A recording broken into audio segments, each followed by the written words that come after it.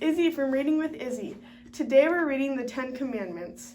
The Israelites were on their way to the land God had promised them. It was a long way. With God watching over them, the men, women, and children walked and walked and walked over the hot, dry land. When they got tired and needed rest, they would set up tents and camp together under the stars. While they were camping at the bottom of the mountain called Mount Sinai, something incredible happened.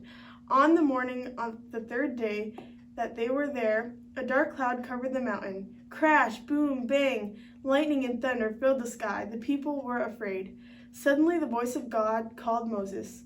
God asked Moses to climb to the top of the mountain, so Moses grabbed his walking stick and climbed up and up. When they got to the top of the mountain, God spoke. God said, "Moses, listen up. I have important rules for you and the people to live by. You can turn to this list and know how to love God and each other. Do your best to follow this list. It won't be easy, but I'm with you and I love you." Then God gave Moses a list of 10 special rules called the 10 Commandments. They were, "I am God, the only God. Honor me above all other things and people. There are no other gods for you, only me. My name is special. Don't use it with bad words or mean talk.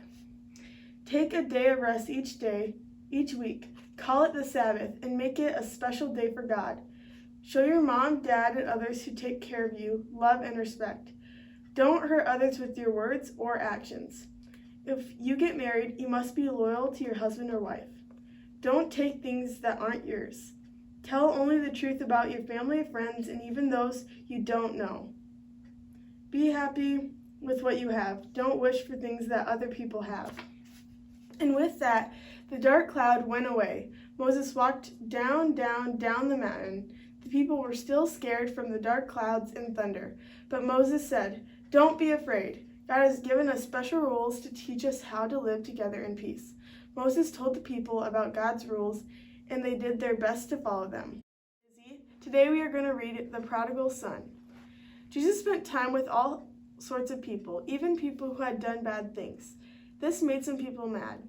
"Why is Jesus always around people who do bad things?" they grumbled. Jesus heard them, so he told them this story.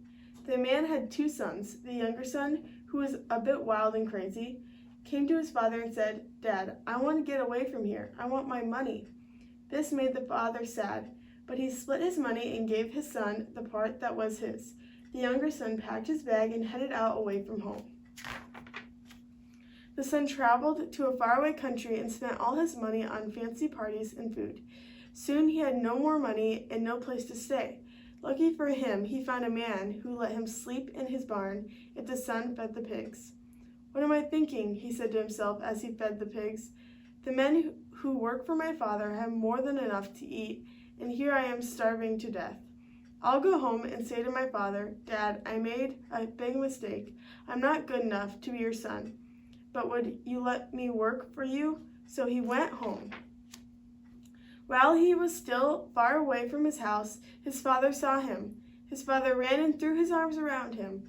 The father put a ring on his son's finger and shoes on his feet and ordered for a party to be thrown for him.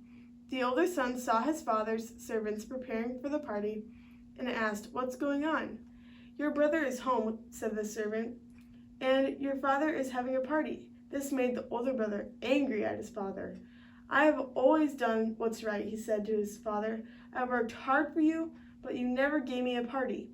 Now my brother came home after he wasted your money. Why are you throwing him a party? My son, you have always been with me, but your brother left and has now come back.' Then the people understood. Jesus spent time with those people because even though they had done bad things, they decided to change their lives and live like God wanted. This made Jesus so happy. The end.